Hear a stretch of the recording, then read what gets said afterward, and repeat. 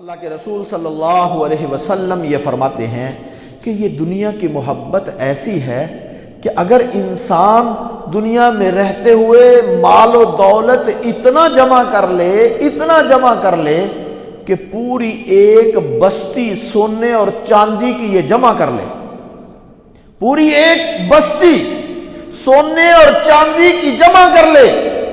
اس کے دل سے وہ ہوس نکلتی نہیں ہے، اس کے دل سے وہ خواہش باہر نہیں جاتی۔ یہ چاہتا ہے کہ اگر ایک بستی سونے اور چاندی کی ہوئی ہے تو میرے پاس 2 بستیاں ہونی چاہیے، میرے پاس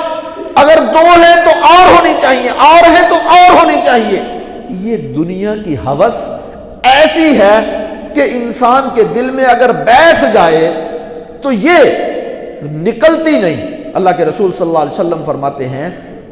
کہ یہ اگر دل میں پیدا ہو جائے تو قبر کی مٹی ہی اس کو نکال سکتی ہے، اس کے علاوہ اس کے دل سے یہ ہوس نکلتی نہیں۔ تو گویا یہ ایسی ہوس ہے، اس کو قابو میں لانے کے لیے، اس کو کنٹرول میں کرنے کے لیے اللہ تبارک و تعالی یہ فرماتے ہیں کہ تمہیں آخرت کی فکر ہونی چاہیے، تمہیں یہ احساس ہونا چاہیے کہ اس دنیا سے چلے جانا ہے، یہ دنیا ہمیشہ رہنے کی جگہ نہیں ہے۔ تو گویا یہ انسان اگر تھوڑا سا سوچ لے، اکثروا ذکر حازم اللذات یعنی الموت، اللہ کے رسول صلی اللہ علیہ وسلم فرماتے ہیں کہ موت کو کثرت سے یاد کیا کرو۔ یہ پتہ ہونا چاہیے کہ ایک دن یہاں سے چلے جانا ہے، یہ دنیا چھوڑ جانی ہے، اس لیے کہ تھوڑا سا انسان اپنی پچھلے زندگی کو دیکھے اور یہاں دنیا میں آنے والے لوگوں کو دیکھے، دنیا کی تاریخ پہ نظر کرے کہ یہ کس وقت سے دنیا قائم ہے اور یہاں کتنے لوگ آئے ہیں، اور جو آیا ہے وہ یہاں ہمیشہ رہا نہیں ہے، یہاں کچھ دیر کے لیے رہا ہے، اس کے بعد یہاں سے چلا گیا۔ جب سے دنیا قائم ہے، آدم علیہ السلام سے لے کر اب تک جتنے لوگ آئے ہیں وہ یہاں رہے نہیں، یہ دنیا رہنے کے لیے بنی ہی نہیں ہے، یہ دنیا ہمیشہ رہنے کے لیے ہے ہی نہیں۔ جب یہ نہیں ہے تو پھر موت کو یاد کرنا یہ انسان کے دل سے اس ہوس کو نکال دیتا ہے، یا اس ہوس کو کم کر دیتا ہے، یا اس ہوس کو نکال دیتا ہے۔ اور اگر یہ ہوس کم نہ ہو، یہی وجہ ہے کہ اگر دنیا کی محبت انسان کے دل میں ہو، جیسے اللہ تبارک و تعالی یہ فرما رہے ہیں الہاکم التکاثر حتی زرتم المقابر، کہ ایک دوسرے سے مال میں آگے بڑھنے کی فکر یہ دل میں ہو، موت کا خیال نہ ہو، یہاں سے جانے کا احساس نہ ہو، اس دنیا کو چھوڑنے کا احساس اور فکر نہ ہو، تو پھر انسان مال کو جمع کرتا ہے، یہ نہیں دیکھتا کہ کسی پر ظلم ہو رہا ہے، پھر یہ نہیں دیکھتا کہ کسی پر زیادتی ہو رہی ہے،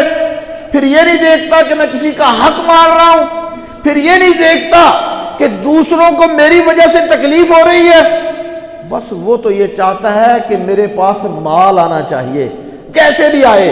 جس انداز سے آئے، وہ حلال طریقے سے آئے، حرام طریقے سے آئے، جس طرح بھی آئے وہ جمع ہو۔ تو اللہ کے رسول صلی اللہ علیہ وسلم بھی فرما رہے ہیں اور اللہ تبارک و تعالی بھی یہاں فرما رہے ہیں، 2 باتیں فرمائیں اس سورت کے آخر میں، کہ ایک تو انسان کو آخرت کی فکر ہونی چاہیے، یعنی یہ پتہ ہونا چاہیے کہ میں نے مر جانا ہے، اس دنیا سے کچھ دیر کے بعد چلے جانا ہے، ہمیشہ رہنے کی یہ جگہ نہیں۔ پھر دوسری بات اللہ تعالیٰ اسی کے بارے میں یہ فرما رہے ہیں کہ تمہیں یہ بھی فکر ہونی چاہیے کل قیامت کے دن اللہ تبارک و تعالیٰ تم سے دنیا کی ان نعمتوں کے بارے میں سوال کریں گے، پوچھیں گے کہ تمہیں ہم نے یہ نعمتیں دی تھی، بلکہ ایک حدیث میں تو یہاں تک آتا ہے کہ اللہ تبارک و تعالیٰ ساری نعمتوں کے بارے میں سوال کریں گے، فرمائیں گے کہ تمہیں صحت دی تھی تو وہ صحت تم نے ہماری راہ میں خرچ کی ہے نہیں، زندگی دی تھی وہ کس کام میں خرچ کی، ہم نے تمہیں مال دیا تھا، یہ آنکھیں، یہ نعمتیں، یہ کان، یہ طاقتیں اللہ تبارک و تعالیٰ فرمائیں گے ہم نے تمہیں دی تھی، یہ ہم نے دی تھی تو تم نے ہماری اطاعت میں ان کو خرچ کیا تھا یا نہیں کیا تھا؟ جب یہ فکر ہو کہ آخرت میں اللہ تبارک و تعالی ان کا سوال کریں گے، تو اس کا تھوڑا تھوڑا خیال اور احساس انسان کے دل میں پیدا ہونا شروع ہو جاتا ہے کہ میں نے کسی ذات کو جواب دینا ہے۔ ایک موت کا احساس، اور دوسرا ان نعمتوں کے بارے میں کل قیامت کے دن اللہ تبارک و تعالیٰ کے دربار میں سوال ہوگا، اس سوال اور جواب کا احساس۔ یہ دو احساس ایسے ہیں کہ اگر انسان کے دل میں پیدا ہو جائیں، اس سے دنیا کی محبت رفتہ رفتہ کم ہونی شروع ہو جاتی ہے۔